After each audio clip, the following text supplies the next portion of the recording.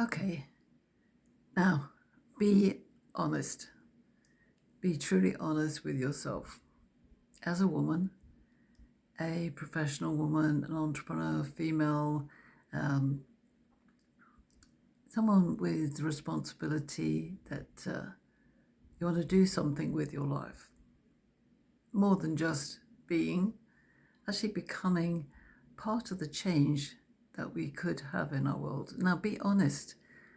Do women always get on with other women? And what happens when we don't get on with each other, when we fall out? In my experience, we cause a lot of chaos.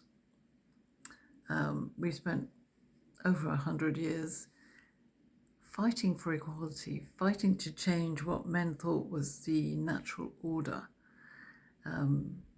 Back at the turn of last century, men were aghast that suffragettes wanted to barricade themselves to the doorway to men's places. How come they want to change the natural order, men would say? So the natural order was male. And that's the way it has been, because men created this world in the sense of business, life, and how we have run things politically, legally, governance-wise, financially. And women have fought their way into that, quite rightly. But really, honestly, where are we now? Because I've spoken to a lot of women who say, one of the challenges is women really, truly understanding, valuing how we are, our own fantastic mixture of talents and attributes and attitudes, and that we fought so long, maybe we have become too competitive, too focused on the detail of what was being designed by the men's world. So I'm not saying we can just throw everything in the air and take away the whole mechanism of how our systems work around us. But what I do feel is that as women, we can step into, dare I say, a sacred circle of conversation where we look at our differences. And to make that simple, because of course there are many, many differences, there's age differences, cultural differences, color differences, sexual preference differences.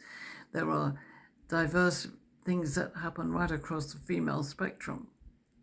But just taking ourselves as half of the world who biologically function with a internal menstrual cycle and an ability to have children, to nurture, and our general nature of nurturing and relationship handling. That comes from our nature. So I'm not talking about necessarily the biases and the stereotypes and the traumas and the challenges that have impacted us all, some more than others.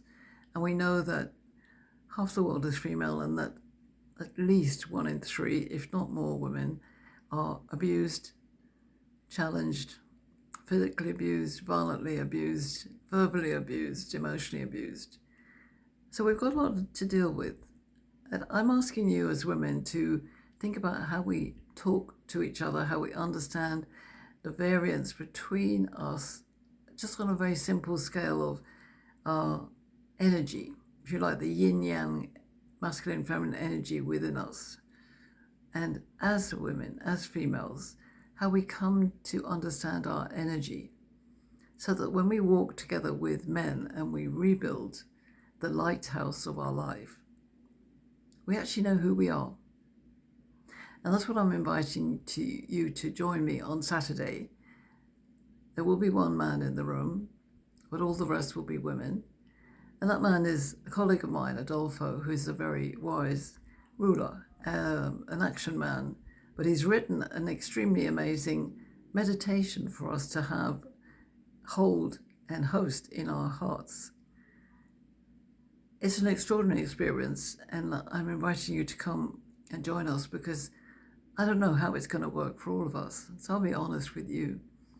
But I believe it's shifting the energy, shifting the vibration, without words, that maybe we can start, in a way, retrieving the sisterly love that we've always had for each other before we fought for our equality across the world. So we're combining the fight for equality with the search for authentic harmony. And we will look at two archetypes. The magician, who is a woman who is much more in her head. She bows to logic quicker than maybe she should sometimes. I know that woman because that's me. And I've often been, dare I say, accused of being too unemotional and too logical, too much like a man. But it's being me, it's being my logic, my heart-to-head relationship that I have been looking at all my life. And my sisters, who are not the same as me, who have a strong, strong feminine heart-to-heart energy, sovereigns, come to the world with a different set of traits and talents. And it's actually blending these together that makes us valuable to men. But men don't know that yet, because sometimes we talk too much and argue too much and get into battles within our own gender.